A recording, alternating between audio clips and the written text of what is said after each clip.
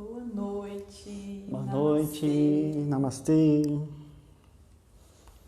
Bem-vindos à nossa live Yoga Integral Poá. Vamos falar sobre psicologia do yoga. Fazer um comparativo, né, com a psicologia moderna e essa psicologia mais antiga, mais milenar, a sabedoria do yoga. Vamos para os recadinhos? Sim. Né? Semana que vem? O que tem a semana que vem? Semana que vem? Diga! O que tem semana que vem? O assunto vai ser yoga. Yoga para todos! Isso! Que é dia o que mesmo? Dia 2? Vai ser dia 2, sempre às 18 horas. Yoga para todos. Que é para mostrar que não é só aquela parte física de asanas, mas o yoga é... às vezes a pessoa vê que intimidade de fazer o yoga porque, né? Ou é tímido, ou então... Ou vê em determinadas propagandas aí falam, nossa, tem que ser magrinho, tem que ser não sei o quê. Depende de idade, Tem que ser de jovem. biotipo e qualquer coisa, yoga é para todos. E vamos, né, conversar sobre isso. Porque nenhum de nós é jovem, porque todos somos eternos. Claro. No dia 9, Dia das Mães, vamos fazer nossa tradicional meditação Dia das Mães. Vamos falar um pouquinho, né? Uma meia hora a gente bate um papo e depois a gente faz a nossa tradicional meditação pura. E estamos aí. Tem o Ishakriya. Para quem quiser fazer os 48 dias, a partir de amanhã, né? Que é dia 26. A partir de amanhã, não começou junto com a gente lá para fazer os 90 dias. Quem quiser fazer os 48, começa amanhã, faz de manhã e faz de noite, com os vídeos que tiverem no IGTV à noite. E é muito legal. Então, quem quiser começar aí para fazer os 48 dias, fazer sempre a meditação, os exercícios de forma bem consciente, bem presente, para dar os efeitos, né? A gente fazer de qualquer jeito e Sim. Assim, quanto mais eu fizer, melhor. Mas tem que fazer sempre de forma consciente e presente. E se quiser fazer os 90 dias, começa né, já e vai fazendo os vídeos que você não fez. Segue junto com a gente e depois faz os vídeos que você não fez, que vai ficar disponível no IGTV. Mais algum recado? Acho que é só. Acho que é isso, né? Então, vamos começar? Vamos fechar um pouquinho os olhos. Trazendo consciência para a sua respiração, para esse momento, deixando as mãos unidas em frente ao peito. E juntos mantramos o Om 3 vezes, inspirando.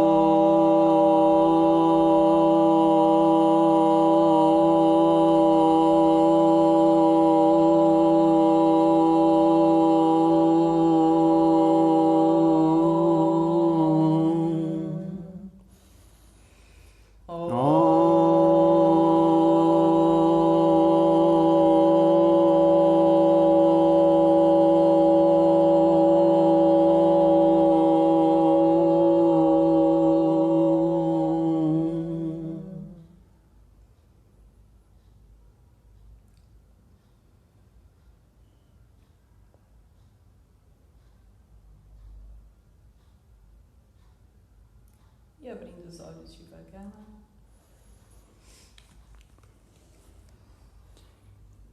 Gratidão, presença aqui, tá aí? Maria, Boa Catarina, noite, boa noite, Gisele, Fábio, Gisele. Francisco, que está por aí também. Então, gratidão pelo carinho da presença de todos. Vamos dar início ao nosso bate-papo, que está aberto aí a perguntas, a dúvidas.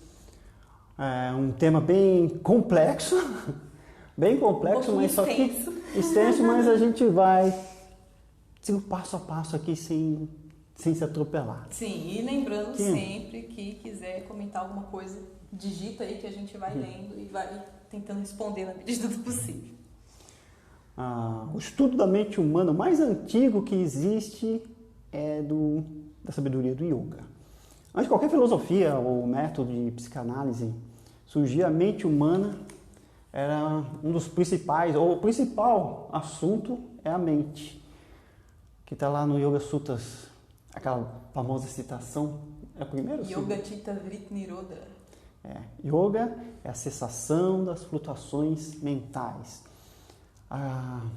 O controle da mente, porque todo mundo tem uma, né? E sabe como é que é, para tentar, né, domá-la ou tentar entrar em harmonia. Eu prefiro esse termo, assim, tentar entrar em harmonia, fazer amizade com ela. A partir do momento que a gente tenta domá-la ou tentar, né, usar de violência, ela é rebelde. Então, ou então ela engana a gente também. Né? Então a gente tem que tentar com um jeitinho, né, apaziguá-la. Na sabedoria do yoga, a gente vai usar essa fórmula mesmo, de tentar acalmar a mente, harmonizar os pensamentos. E o melhor método é o mais antigo, aquele do óctuplo, a escadinha de Patanjali, que são os famosos niyamas, yamas, asanas, que são as posturas. Os niyamas e yamas são os preceitos, que eu vou explicar um pouquinho. Você vai entrar em yamas e niyamas? Ou não? Vai entrar daqui a pouquinho. Não, eu tô perguntando se não ia falar, que no YouTube tem. Tem também os vídeos. Mas dá para explicar aqui de forma mais concisa. Pratyahara, que é a abstração dos sentidos, né? Não se envolver, tipo observar de fora os sentidos sem se envolver com eles. Dharana, que é a concentração, ter um foco. Dhyana, meditação. Samadhi, que é a iluminação, ou então os pequenos insights. Para a gente ter uma mente sã, a gente tem que ter boas atitudes. Porque não adianta nada a gente ser uma pessoa má, né, com intenções perversas ou doente e ter uma mente tranquila, porque a ação e reação, né? Então as coisas vão ficar flutuando ali. Erros, né? Conceitos equivocados, preconceitos, né? Coisas que a gente nos perdem. Por aí que começam a ocorrer os problemas mentais ou psíquicos. E os niyamas e yamas é a conduta, trazer a nossa conduta. Não mentir, ahimsa, que é a não violência, não roubar, asteia, não cobiça, controle das energias, estudo. Então ter toda esses preceitos, Swadhyaya, né? Swadhyaya dos estudos. Ter todos também fé, acreditar em alguma coisa maior, ter essa consciência. Porque temos que ver que eu preciso ver o ser, o nosso, né? A nossa consciência aqui como um ser integral. Não apenas a mente, mas o corpo também, os sentidos do corpo. Aí que tá, e não se apegar tanto a eles. E as emoções que a gente tem, dor, prazer, porque elas sulcam, ficam na memória, o que é bom, o que é ruim. Então a gente fica ou com traumas, ou então adquirindo vícios, porque o que é bom a gente vai querer sempre. E o que é ruim você vai evitar sempre. A todo momento. E tem coisas que não dá para evitar, que nem injeção, tomar vacina, eu não quero. É o que ele vai falar lá no Yoga Sutras de aversões e desejos, né? E depois entra a parte do pranayamas, exercício de respiração. É com a respiração que a gente consegue equilibrar, começar o primeiro princípio de controlar a mente, deixar a mente mais tranquila, harmonizá-la. Toda a prática de yoga a gente começa, né, com os olhos fechados e prestando muita atenção no ritmo respiratório, tentando respirar de forma bem profunda e com toda a calma. Para daí a mente ficar quietinha e entrar com mais presença, né, na prática. É que nem eu sempre falo, não é aquele primeiro momento da aula, não é o momento chato da aula que às vezes muita gente pensa. É necessário. É o momento preparatório. Necessário. O asana, a postura, ele só vai surtir o efeito que ele precisa, né, trazer se a gente casar. Por que é tão importante a gente falar do yoga? Com a respiração. A postura com a respiração. Se você não casar a postura com a respiração, é só um mero exercício.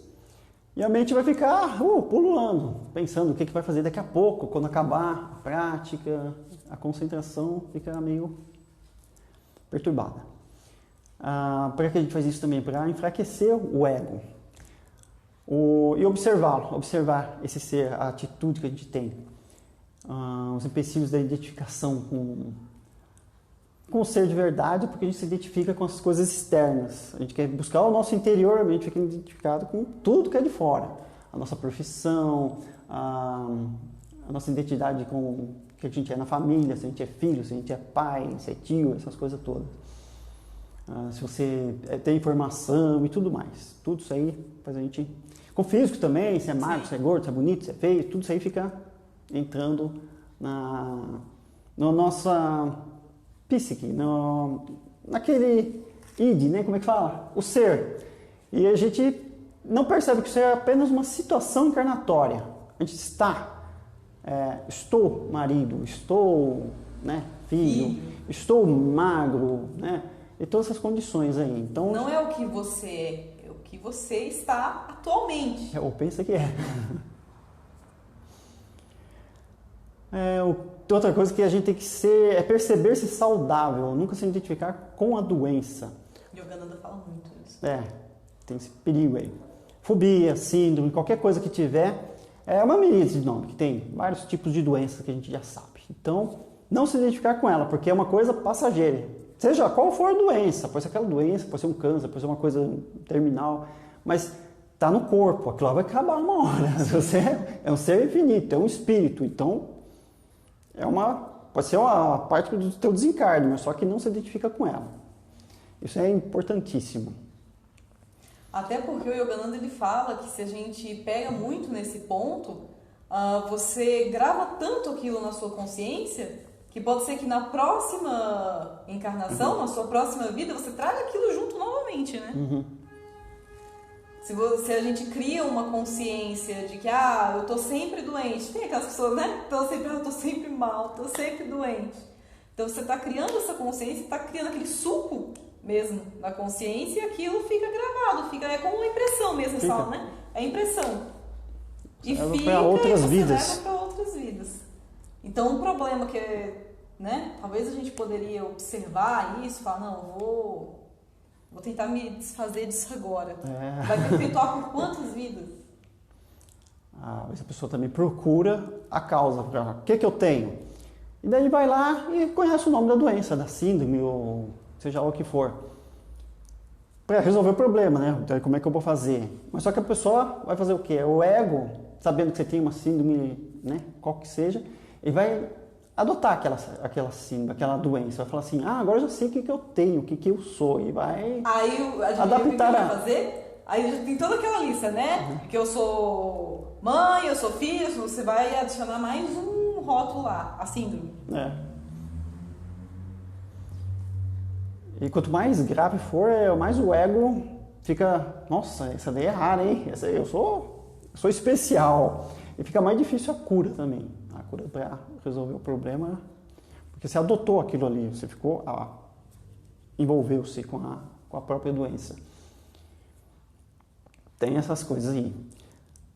E buscamos motivos também para justificar as nossas falhas. Você fala, já que eu tenho esse problema, então eu já não posso ir para determinados lugares, eu já não posso comer determinados tipos de comida, eu já não posso ficar limitando a vida, ou evitando, né? Tal coisa me deixa muito irritado, então eu vou evitar esse negócio. Você vai começar a justificar até uma falta de caráter, às vezes também, né? Você fala assim, eu já não gosto disso, então, enquanto você deveria superar aquele problema. Você fala assim, não, eu tenho que voltar à normalidade, né? Não posso ficar agora comando desculpa só porque eu tenho esse problema. E por isso que serve também... Lembrando que talvez normalidade não tão normal. Porque ninguém é normal. Por isso que no yoga também tem os tapas, as austeridades, que os tapas, austeridades também é um dos preceitos dos niyamas. Eu digo assim, porque essa questão às vezes a gente fala, né? Voltar ao normal. Mas espera lá, que tipo de normal é esse? Será que esse normal que a sociedade prega pra gente, isso é realmente normal? Será que toda essa, sabe, essa coisa de tanto rótulo sabe, eu sou isso, eu sou aquilo, mas será que também, sabe, essa vida tão louca... Essa cobrança de responsabilidade... Essa vida tão louca não é o que gera um pouco desses distúrbios? Né? Então, pera lá, dentro dessa loucura toda, quem realmente eu sou. Porque os mestres eles vão falar muito isso, ó, o problema é que a gente está sempre pegando coisas e falando eu sou isso, eu sou aquilo. A gente está sempre o quê? Agregando. Eles falam, você só vai descobrir quem você realmente é quando você limpar toda essa bagunça. Simplifica. Tira toda essa bagunça que você fala que você é. Para chegar à harmonia da mente, respiração. Para a cura de algumas fobias, alguns medos, manias e vício é a austeridade. O que é a autossuperação? Você se perceber, né? Você respira, percebe que tem um problema, um vício muito grave, por exemplo, e vai superar aquele vício com o quê? É sofrendo mesmo, passando, né, uns perrengues, mas tem que ter a força. Tanto força de caráter quanto força psicológica e física também. E tem uma coisa aí que também pega bastante, que é preguiça. Preguiça é uma coisa que mata qualquer um. Às vezes você fala assim, você se conforma com qualquer coisa. Você tem tal coisa. Tá bom, já resolvi o negócio. Então você aceita aquele negócio e deixa por isso mesmo. Não procura se superar. Assim, falta pouco, depois eu morro, acaba tudo. Não acaba tudo. O que a gente está colhendo aqui, a gente está formando, a gente está evoluindo, formando aqui um caráter. O que a gente está plantando aqui. E para a gente levar para próxima vida. Então a gente tem que trabalhar direitinho para ir sempre evoluindo. Tudo que a gente aprende aqui vai ficar um pouquinho desses talentos. Então a gente tem que trazer bastante atenção, bastante carinho em tudo isso. Presentes. A nossa mente, né, os pensamentos têm uma certa limitação. Tem uma limitação. Você já tem um estudo aí. Eu não esqueci de ver onde é que está o estudo. Acho que até o Giridhari fala sobre isso aí. A mente cansa. Mais ainda do que o corpo físico. Quem trabalha em computador sabe, né? Que quem está lá, até a maioria, né, trabalha, né? Então, sabe como aquilo lá esgota, a pessoa fica irritada, fica nervosa. Quem trabalha no físico fica cansado, dá fome, mas só que as coisas estão circulando, tá fluindo. E aquele negócio fica meio, né, emperrado. Para ver como é que é o poder da mente. A mente o trabalho da mente não é uma coisa assim sossegada, não. É uma coisa que exige mais força, mais energia do que o físico mesmo. A gente fica pensando, o poder da mente, coisa e tal, é sossegado, é tranquilo. Não, a gente gasta bastante energia. Porque às vezes a gente pensa, né? Não, eu vou trabalhar com alguma coisa mais mental, que eu não vou me cansar tanto, né? E a gente tem que tomar muito cuidado também com esse desgaste mental. Porque a gente vai fazer, o que é o desgaste mental? A fadiga vai enfraquecer, a tua mente vai ficar fraca. Aí vai entrar tudo que é coisa que você vai... Vou distrair minha cabeça. Você vai ver o quê? Vai ver filme de terror, vai ver abobrinha na rede social. E só vai alimentando, ficando ainda mais perturbada. Né? Mais suscetível também. É o momento de dar aquela parada legal, fazer aquela meditação, aquela conexão, né, com o divino, sempre. Porque tem também um estudo aí sobre religiões, fala que a pessoa que tem fé, aquela pessoa que trabalha com fé, ela tem menos propensões a ter qualquer síndrome, qualquer distúrbio mental. Ela fica mais equilibrada. Às vezes a pessoa fala, não, que ela ficou doida porque foi para a igreja. Pelo contrário, às vezes a pessoa está mais centrada, que ela tem uma fé, ela acredita em alguma coisa, independente de qualquer religião. Sim. Alguns tem uns que são fanáticos, coisa e tal, mas é raras exceções. Às vezes a gente é por preconceito mesmo que a gente aponta que o fulano é fanático. Mas só que é muito difícil. Quando a pessoa está lá, está centrada naquilo, porque ela não está no material, ela está mais na parte espiritual. Então a gente não tem que discriminar e tem que deixar a pessoa sossegada. Está seguindo o caminho dela. E o yoga é justamente isso, a gente trazer essa percepção do espiritual. Enquanto fica aberto, a gente fica estudando demais, ou então trabalhando demais, acontecem os surtos, né? E as sugestões negativas, né? Sentimento de vingança, de raiva, angústia, tristeza, frustrações, inveja, irritabilidade, egocentrismo, medo. Todos esses tipos de sentimento a pessoa vai ter. A gente pode sentir como eles são pesados e difíceis de... Você vem um sentimento de vingança, você fica focado naquilo. Eu vou me vingar de fulano. É uma coisa pesada que está emprenhado ali. Parece que envolve. E agora quando é amor, quando você tem que ter uma compaixão, alguma coisa, é um sentimento mais leve, é uma coisa mais sutil. E é uma coisa assim, você tem que se esforçar no foco. Você não se envolve tanto, mas você tem que trazer o foco ali, não, tem que amar, tem que ter compaixão, tem que perdoar. Aí você sente que tem que ter um esforço ali, mas é uma coisa mais leve. Enquanto que o outro é pesado, mas você entra dentro, com tudo. Agora eu não saio, eu tô com a minha raiva aqui, eu pego com ela. E o que acontece? Esses sentimentos aí, eles gostam também da energia, eles sugam a energia da gente. Tanto a energia física, mas a energia espiritual também. A gente fica para baixo, fica com dores físicas, fica propenso a qualquer tipo de doença. Então é muito... Aí já começa a aparecer com as dores de cabeça, dor nas costas. E doenças... tudo que é lugar. Dependendo do sentimento, até é câncer, doenças bem mais graves. O sistema imunológico cai bastante. Como a gente vai perceber isso usando a técnica do observador, objeto observado e o ato de observar. Porque uma pessoa que é... para fugir dessas armadilhas psicológicas. Como é que a gente vai saber que a gente é ciumento, por exemplo? Se observando de fora. Você vai se observar. Será que eu sou ciumento?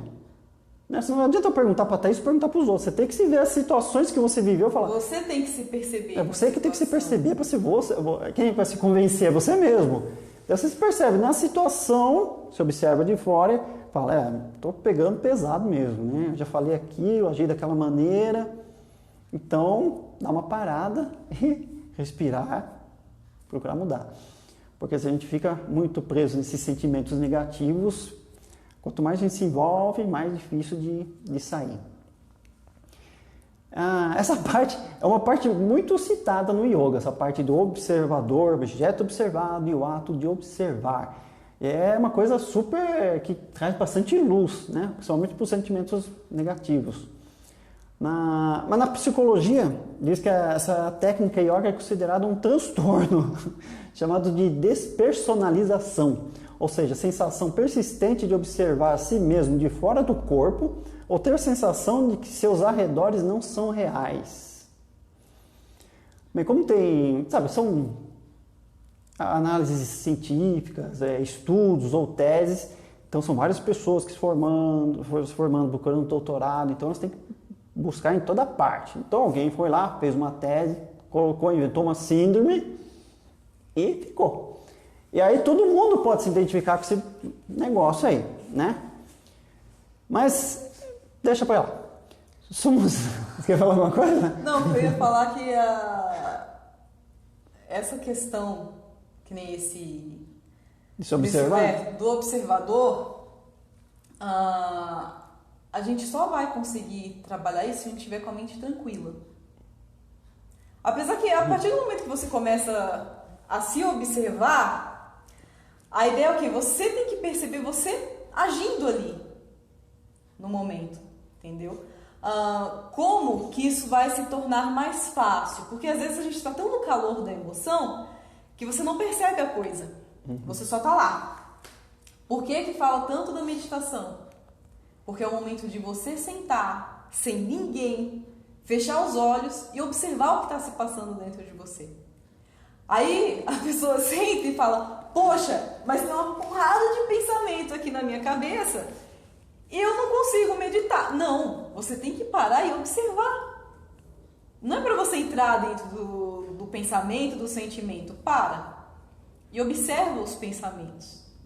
Porque às vezes, só de você ficar ali observando aquilo, talvez as respostas que você queira ali para o seu dia a dia, elas vão vir a partir daquilo. Se desidentificar do ego. Essa é a parte principal. Agora, por que fala-se meditar todos os dias? Porque você vai tendo essa prática, e aí é aquela coisa, a gente sempre fala isso, o yoga não é só aquele momento que você senta ali para fazer sua prática, seja de asana, seja de meditação, seja de pranayama. Você tem aquele momento para se reconectar, para que quando você for fazer as suas atividades diárias, você tenha esse senso de observação. A sabedoria do yoga, vamos dizer, ou na Bíblia também está escrito em algumas escrituras sagradas também que somos deuses, a imagem de Deus, né? Ele é perfeito, também o somos. É simples, mas essa sabedoria traz esse sentimento bem simples, amar uns aos outros como a nós mesmos, para a gente não sentir assim infelicidade, não sentir-se desprotegido. E também dos conflitos internos, porque todo mundo tem conflito interno. Isso aí também não é, vamos dizer assim, um transtorno. Conflito interno é necessário e é saudável, que é uma das partes lá dos castas, a gente fala dos chatrias, que é o momento de decisão na sua vida. Por isso que está com conflito. Porque você tem que decidir alguma coisa ali. Então, você tem que usar a ação. No Bhagavad Gita tem lá o... As catracas estão funcionando, que é para você afiar o quê? O discernimento. Porque chegou em um caminho que você tem que decidir. Então você fala assim, agora o que eu faço? Vou para cá, vou para lá. No Bhagavad Gita é esse transtorno, esse conflito interno. Esse conflito aí, o que eu faço? Eu luto, não luto, mato, não mato. Então é ele que tem que decidir. Que quando chegam esses conflitos, a gente tem que decidir o que vai resolver da vida, situações complicadas como agora da pandemia, situações que a gente sempre vai viver, independente se a pessoa é rica, se é pobre, se é bonita, se é feia, se nasceu aqui, se nasceu nos Estados Unidos, se nasceu no meio da África, independente do lugar, sempre vai ter um conflito na sua mente. E tudo depende dela, ela que tem que decidir. Ela nunca vai ganhar em todas, vai ter os prós e os contras, vai ganhar e vai perder, mas ela tem que decidir o que vai fazer. E aí é a decisão de cada um. E isso daí não é um transtorno. Você tem que botar a bola para frente e deixar de ter o medo e enfrentar. Porque depois que você resolver isso, vai aparecer outro conflito, vai aparecer outras decisões e outros, e vai. E se você não resolve agora, aquele negócio vai acumulando, depois você acaba se perdendo. Tem aquela coisa também, eles falam que é processo de despersonalização na psicologia, porque a psicologia ela vai trabalhar o quê? Ela vai trabalhar em cima da sua personalidade. Sua personalidade, ela é o quê? Ela é o seu ego, que não é o que você realmente é, mas é aquilo, né? Vamos dizer assim, é o seu personagem aqui nessa encarnação. Lembrando que o que a gente é realmente, a nossa essência, todos estamos buscando. Não sabemos ainda, hein? É só porque nós estamos fazendo yoga aqui, falando sobre isso, que a gente já sabe. A gente tem um caminho aí pela frente para se descobrir. Estamos todos muito envolvidos aí ainda na matéria, mas tem que trazer essa consciência. Vamos lá. Mais para o caminho da espiritualidade. E vem aqueles pesos de consciência, sabe? Mas se eu fizer errado e se não der certo?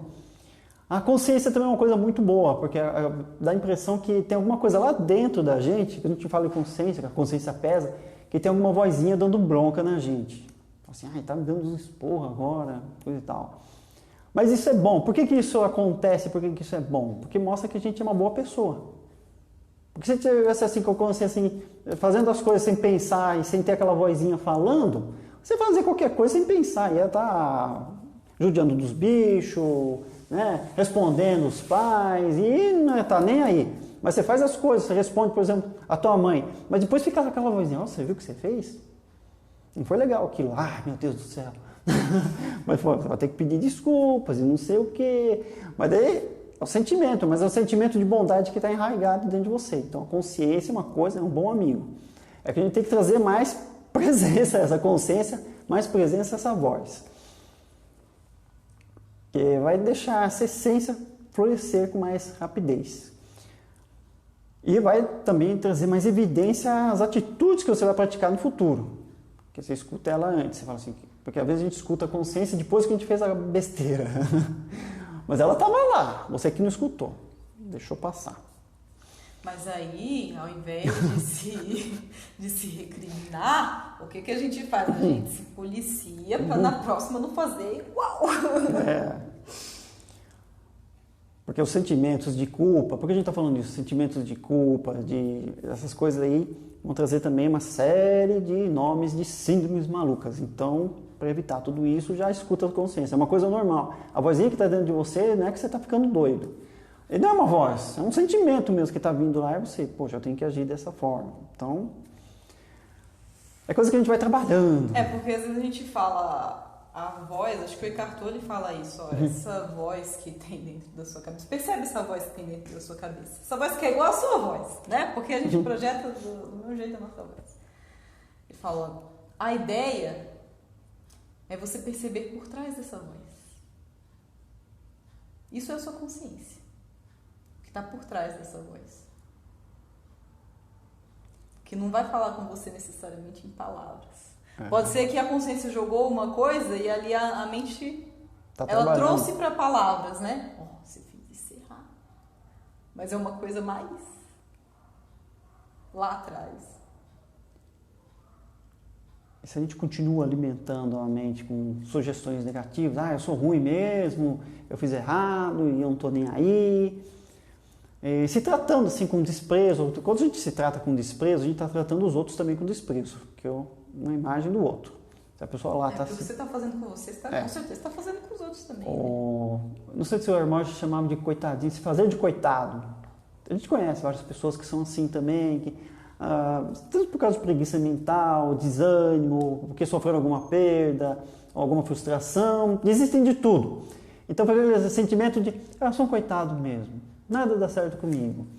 Isso também dá qualquer um pro buraco. Isso aí também é para se evitar. Se perceber, e aí você se observa, fala, eu estou bancando coitado, estou reclamando o tempo todo, eu reclamo muito, né? Por que você está perguntando? Tem que se perguntar para você mesmo. Que a pessoa vai, às vezes a pessoa vai ter coragem de falar, eu não, né? Depois eu falo que ele está se lamentando aqui, eu vou ter que ouvir um monte. A consequência disso aí, de se fazer de coitado, é só de piorar.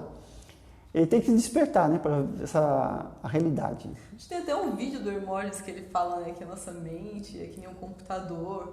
Então, se você coloca lá pensamentos positivos, né, você vai ter um resultado positivo. Se você coloca pensamentos negativos, né, de doença, de que eu não presto, de que eu sou ruim mesmo, ele fala, você vai colher tudo isso. E não é porque ninguém desejou isso para você, não é porque Deus desejou isso para você, mas é porque você mesmo plantou isso.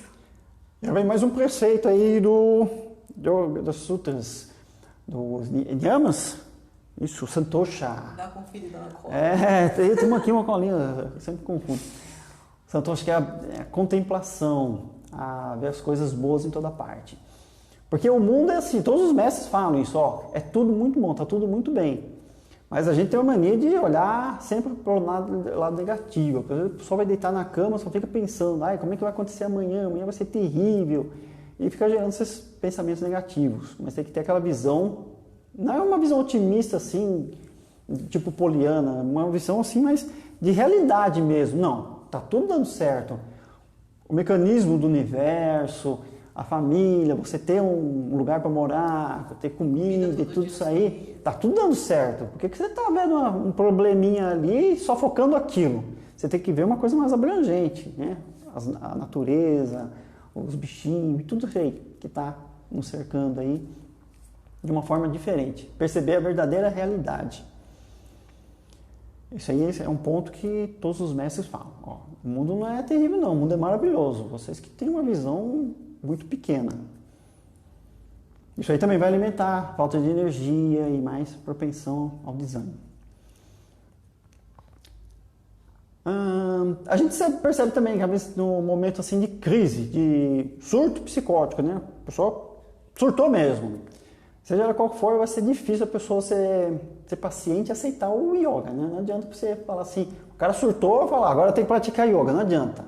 A pessoa tem que dar uma acalmada, porque tem que ter o sentimento de melhora, de se descobrir, de autorrealização, tem que partir da pessoa. Ela tem que também saber por que eu vou fazer yoga. Né? É um negócio aí que vai mais, né, para a consciência de cada um. Pode ser que às vezes a pessoa nem... Como que eu vou explicar isso? Preparada? Não sei, continue, se surgiu.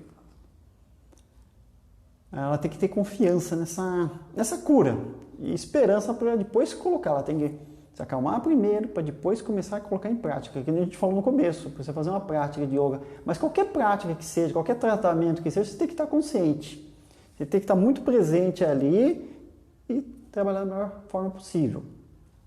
Está confiando no tratamento, está confiando na pessoa que está ali administrando esse tratamento, né? Que tem que ser uma forma espontânea. Às vezes na psicologia também tem, a psiquiatria, mas às vezes não é forma tão espontânea, às vezes é até forçada, né? Às vezes dá um remédio lá e Porque casos extremos. Tem extremos aí... que precisa, mas só que até a pessoa perceber se, às vezes tem um problema assim, a pessoa está tomando um antidepressivo muito forte, uma droga muito forte, mas ela não vai estar consciente. Então, temos pessoas que vivem drogada o resto da existência. Por isso que é tão importante a gente começar desde já. Né? Porque quando a gente fala assim em surto, é porque a pessoa chegou num momento... No limite do limite. A cabeça já está... Né? A mente já extrapolou, o pote já mais do que transbordou. Tem que evitar chegar nesses extremos. Né? Tem que dar uma descansada na mente, fazer aquela respiração polarizada que a gente está passando por causa da pandemia, respiração polarizada na Nishodana, que a gente faz, né, variando as narinas. Por causa da pandemia, porque põe a mão no rosto, nariz. A mão no nariz. Tá, gente, mas quem quiser fazer em casa, lava a mão antes, tudo bonitinho, pode fazer. É porque não fica muito assim na hora da prática, todo mundo já lavou as mãos. Então, gente, levanta aí e vai lá no banheiro lavar a mão. Quando tem a responsabilidade, sempre tem a responsabilidade, quando está presente ou não estando presente, que às vezes a pessoa, não lavei coisa nenhuma, acabei de chegar da rua, vai fazer minha nariz chodando assim. Então, fica meio complicado. Então, para desencargo de consciência, né? Mas que nem eu falei, quem quiser fazer em casa, lava lá sua mão, bonitinho, tudo, e faz lá. Porque a Nishodana traz a estabilidade geral do corpo todo, tanto da mente, quanto do físico e do campo sutil.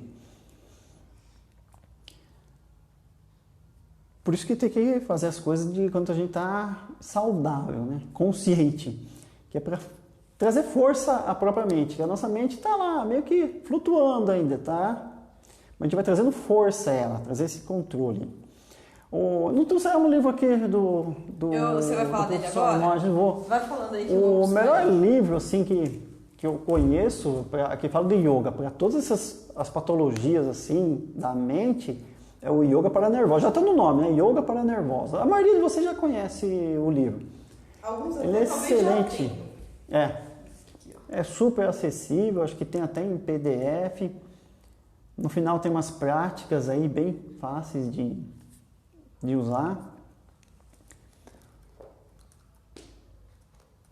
É muito bom.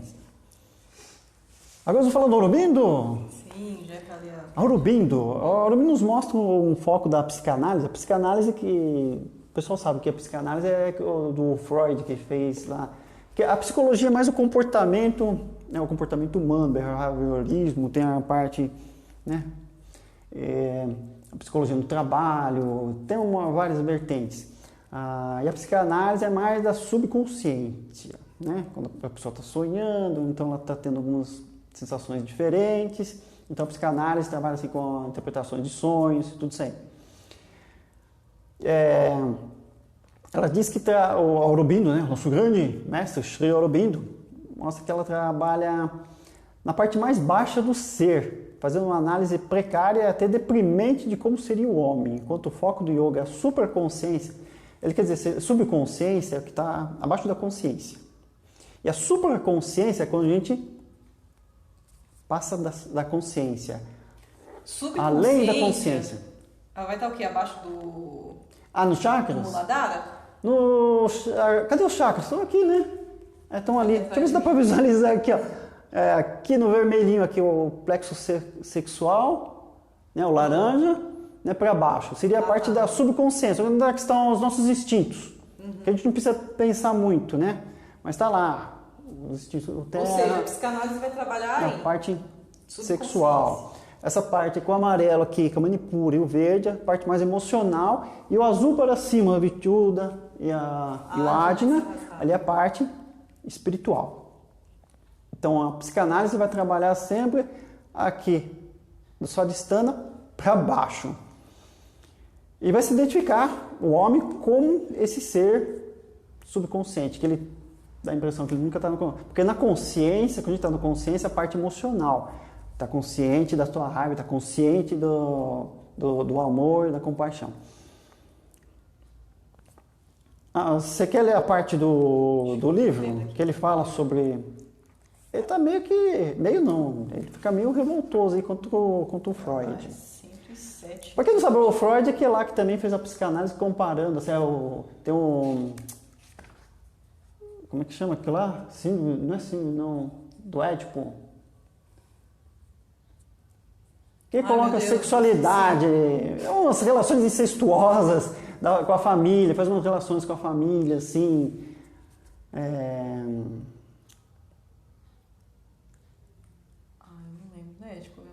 É de Édipo. É trauma, não é trauma, não, nem síndrome de Édipo. Depois, se alguém lembrar aí, dá uma luz. Que o filho quer comer a própria mãe. Tem essas ideias aí. Assim, nessas ideias, assim. Você quer ler essa parte aqui? Tá. Sua prática de psicanálise foi um erro. Ela tornou, ao menos por agora, o trabalho de purificação mais complicado, não mais fácil. A psicanálise de Freud é a última coisa que se deveria associar ao yoga. Ela abrange uma certa parte, a mais escura, a mais perigosa, a parte menos sadia da natureza, a camada subconsciente vital mais baixa. Isola alguns de seus fenômenos mais mórbidos e atribui a ela e a eles uma ação fora de toda proporção no que se refere ao seu verdadeiro papel na natureza. A psicologia moderna é uma ciência que está no início, ao mesmo tempo arrojada, tateando e crua. Como em todas as ciências que se iniciam, o hábito universal da mente humana, pegar uma verdade parcial ou local, generalizá-la indevidamente e tentar explicar todo um campo de natureza nos termos restritos dessa verdade, se desencadeia aqui. Além disso, o exagero da importância de complexos sexuais reprimidos é uma falsidade perigosa e pode ter uma influência desastrosa e tende a tornar a mente e o vital mais e não menos fundamentalmente impuros do que antes. É isso, o complexo de Édipo. Né? Que relaciona tudo com a sexualidade. Que ele está explicando aí, porque está muito rasa. Naquele tempo lá, não sei se mudou alguma coisa, parece que não mudou muita coisa, tanto a psicanálise quanto a psicologia tem vários ramos, tem contradições, tem escolas diferentes. No yoga também tem umas partes assim, tem Advaita, tem as partes que se contradizem, mas é uma coisa assim, que ele está dizendo que é a parte mais inferior do homem, a parte mais baixa do ser humano. Tem não vou falar o nome da pessoa, mas tem um que se diz Swami aí, que é bem conhecido aí. Não sei se diz Swami, se diz Guru, né? Se diz Guru, mas é Swami. É Swami? Ele é formado em psicologia. Nós temos um livro dele, compramos só para analisar, né? Que é brasileiro, né? Vamos ver como é que é a história dele, né? Não sei se tem documentário, se tem alguma coisa a respeito, mas é dele próprio, então está só fazendo elogios. E no livro dele, explicando sobre o yoga ele fala muito pouco, mas ele fala mais sobre essas partes aí freudianas. Sim. Essa relação da família, né?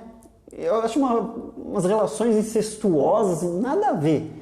Mas ele acha que tem tudo a ver com os traumas que a pessoa tem. E que isso explica tudo. E que isso explica tudo. Você age dessa maneira porque você tem um desejo enorme de ter, né, uma relação sexual com seus pais. Umas coisas malucas assim. Mas a gente vê as consequências de tudo isso aí, esses pensamentos confusos, que esse próprio Swami depois foi incriminado. Ele até mesmo confessou os crimes sexuais que ele praticou, né, com o pessoal lá no lugar dele, lá no ashram dele lá. Teve vários lá. Tem no YouTube, eu cheguei a ver ele confessando e falando que confundiu, que ele estava se imaginando Shiva e as pessoas, as meninas que se envolveram a Shakti, fez um bololô lascado lá. Misturou a filosofia do yoga, né, que não tem nada a ver, essas energias não tem nada a ver com o que ele estava falando, e para se justificar o lado errado dele. Então, mas dá para perceber que estava vendo mais a parte, não a parte espiritual, mas a parte bem subconsciente. O yoga é para mostrar a realidade do que? Do praticante com Deus, essa união com o divino. E nessa psicanálise mostra o ser como algo infandonho, o ser humano, como cheio de pecado, de crimes, sentimentos de culpa, como se quisesse reprimir ele. Como algumas instituições religiosas que fazem isso também, Para que é isso aí? Para causar o quê? Dependência. Você fala assim, pô, não tem jeito mesmo, o que eu faço? Então você vem aqui que a gente dá... Uma consulta aqui caríssima e a gente vai resolver seu problema. Essa aqui é tipo uma artimanha, você fica aqui, ó, que a gente vai resolver teu problema. Vamos resolver, teus pecados a gente vai, né, pagar todos eles. E te denomino como paciente, como pecador, como transtornado. Aquela criatura fica o quê? Totalmente submissa, fica passiva a qualquer proposta.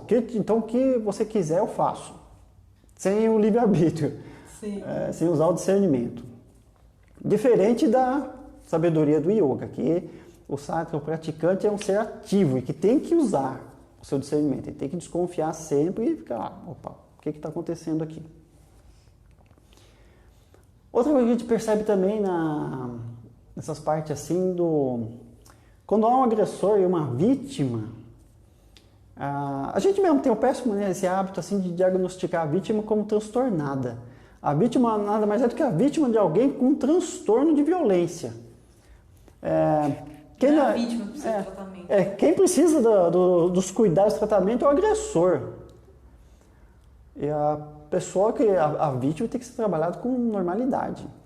Porque a partir do momento que a gente coloca rótulos patológicos, ou que a pessoa tem uma doença nela, a pessoa vai se considerar a culpada. E ela vai achar que ela foi culpa daquela ação de violência. A pessoa foi vítima de uma violência e coloca, você tem isso aqui. E a pessoa vai falar assim, então é culpa minha, né? Enquanto na verdade a pessoa os agressores é que tem um desequilíbrio muito grande. A maioria, né? Todos que agem de violência, que fogem dos preceitos, né, do yoga, de ahimsa, de não violência, tem um distúrbio muito grave de ego. É um princípio lógico, né? Não sei qual que é o problema aí. Então a vítima está sossegada. Às vezes até preconceito, a pessoa às vezes nem se abre porque ela fica reprimida, não porque sofreu violência sexual, violência física ou violência verbal. Ela fica até reprimida, acolhida, porque ela fala, se eu falar eu sou um otário, se eu falar eu sou... né? Não, mas a pessoa que está lá se impondo é que deveria se sentir envergonhada. Mas problemas também da sociedade, que a gente está evoluindo ainda. Vamos ver se alguns anos a gente resolve essa visão. Muitos anos, né? Então. E tem aquele negócio lá, o dominador, ponto de vista do dominador. Porque tem aqueles negócios também. A gente tem que ser alguém na vida, a gente tem que botar pra frente, a gente tem que exercer poder, tem que ganhar mais, essas coisas assim. Então o cara que tá lá... Se você não quer que pise em você, você pisa nos outros. É bem assim, né? O empoderado, o vencedor, as competições que a gente vê, o cara tem que vencer, o cara tem que ser o maior, e todas essas coisas aí. A lei do mais forte contra o mais fraco. A ideia é que se precisa, né, de ter um lugar, a força bruta, né, como proteção, todas essas coisas aí.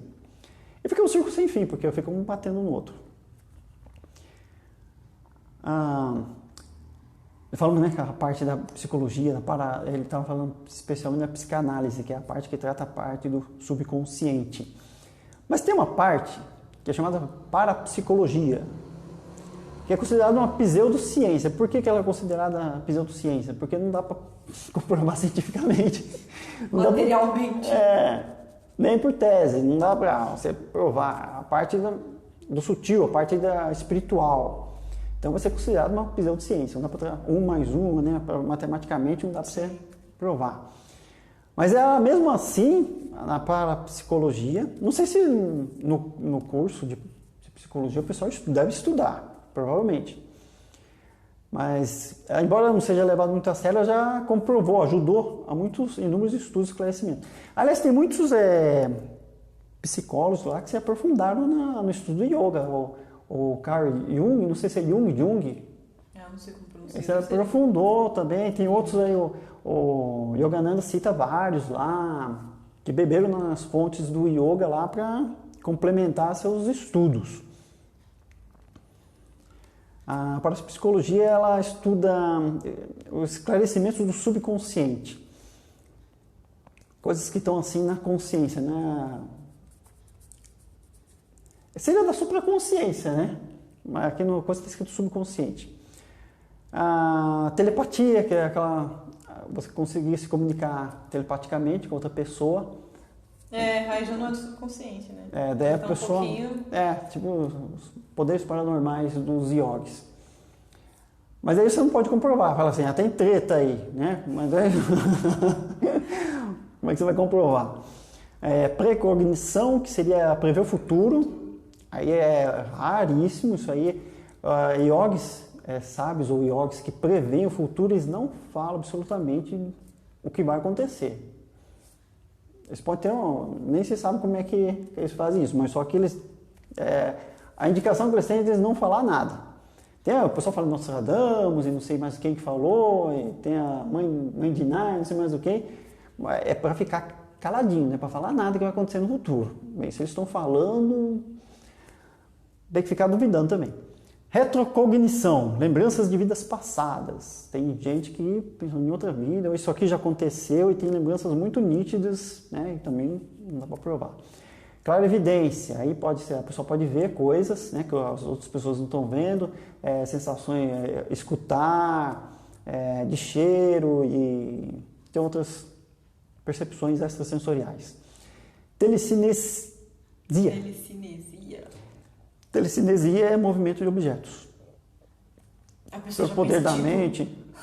Levitar pedras. Tipo Jedi, tipo X-Men.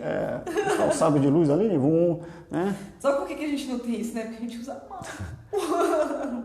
Projeção da consciência, a pessoa se imaginar. Aí sim, a pessoa se vê fora do próprio corpo.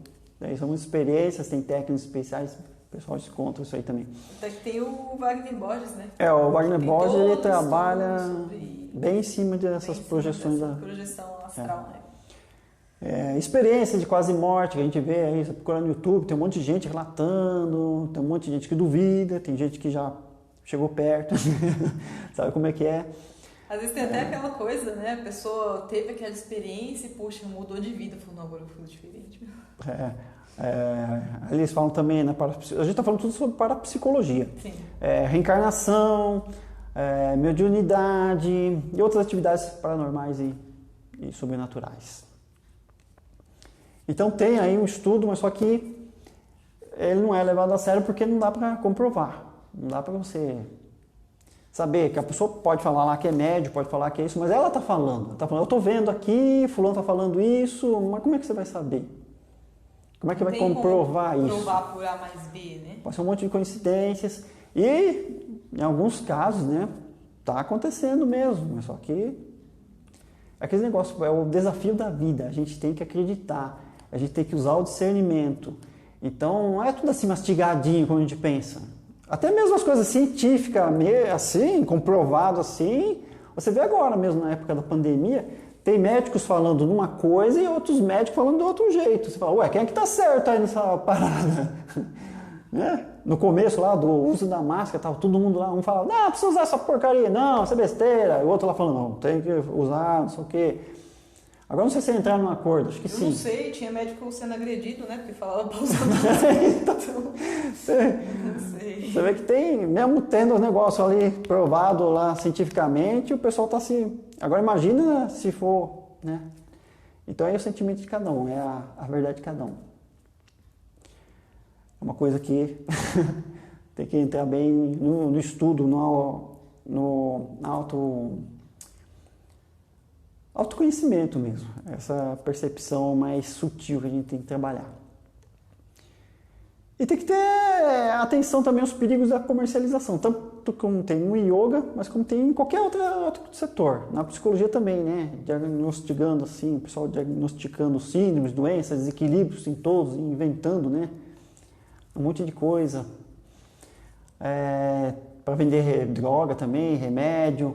E perceber também que tem aquela psicologia lá para manipulação assim, do comércio, de marketing.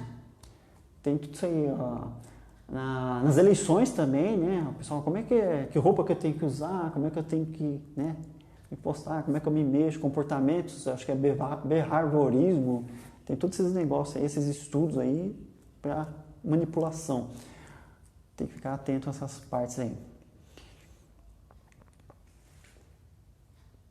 para não cair nesse perigo aí de comércio de síndromes e para todos os gostos, que a pessoa tem uma lista, não, se a pessoa for procurar, eu acho que eu fui no Wikipedia. Para não virar mais um cliente, né? Para não virar mais um cliente, né? Teve um monte lá. Não, porque qualquer um de nós, se a gente passar num psicólogo, eles vão falar que a gente tem um transtorno. Tem muitos, claro que tem que ser, mas é uma coisa que tem que ser levada a sério. A gente tem que, é como qualquer médico, qualquer pessoa que a gente entrar no nosso caminho, a gente tem que vibrar para que seja uma pessoa orientada por algo mais, né, algo de cima. Sim. Para não que ter consequências. Que vai ajudar ali, né? Vamos ficar patinando ali. Que hoje em dia a gente percebe que tem gerações, né? As pessoas estão mais frágeis, mais carentes, dependentes. Os jovens, né? Presos, assim, ficam muito assim, presos dentro de casa mesmo, por causa de medo de enfrentar situações, qualquer bobagem, andar na rua, vai ser um negócio tão fácil, mas não, a pessoa fica com medo, porque foi vítima de alguma violência, de algum assalto, e não conseguiu superar aquilo. E na yoga a gente busca a independência, que é o máximo ali, a libertação, moksha, a gente conseguir essa libertação. É o que a gente tem que buscar. Quando acontecer qualquer coisa assim, não se prender àquilo, se prender àquele trauma, se prender às limitações do psíquico, mas tentar transcender. Saber se libertar. Que em essência você é maior do que tudo isso, né? Superar medos, né, traumas da morte, de qualquer coisa que for, para viver com equanimidade, viver com todo equilíbrio. Pode ser qualquer coisinha que aconteça, vamos supor que um assalto, uma pessoa foi, o agressor, né, o assaltante foi muito violento, xingou, agrediu, depois num dia só transforma toda uma vida. Você podia esquecer aquilo, não, esquece isso, né? O karma é dele, ele que se lasque. Bem, não é assim, tem que pensar. Mas você abençoa a pessoa, tenta ter compaixão, né? Então, mas só que não levar assim para a vida toda, para a gente não ficar, né, perdendo tempo. Não se atrasar, né? Na nossa evolução. Mais alguma coisa? Porque vai saber o que aconteceu na vida daquela pessoa também. Também. Situação, né? Aquele negócio de se observar, né? Por que eu tô agindo assim? Eu fiquei com medo, claro, né? Temeu pela própria vida, tudo assim. Mas são coisas assim que todo mundo passa. Mas tem que deixar a coisa fluir. É um exemplo, né? Mas a maioria passa por essas situações e fica, né, meio... Mas não ficar apegado ao desequilíbrio, às sensações ruins de vingança, de raiva, mas inverter o jogo, né? Ter esse sentimento de compaixão e principalmente amor por você mesmo. Quando a pessoa se ama, consegue passar esse amor aos outros. Não se vê como coitadinho, como vítima, né? Como a gente falou aí no meio aí, a pessoa, o transtornado, a pessoa desequilibrada é o agressor, né? Então, ter compaixão. Misericórdia. E no yoga vai falar o que pra gente? Não se apegue nem às coisas muito ruins e nem às coisas muito boas. Seja apenas aquele que percebe essas coisas. Que afinal é tudo ilusão. Vamos ter essa percepção de que tudo isso aqui, tudo é ilusão, tudo foi um grande teatro. Eles, como os mestres fazem essa comparação, estão vivendo aí o teatro de Deus, né? Que papel que você está assumindo, né? De herói, de vítima, de vilão? Presta atenção, né?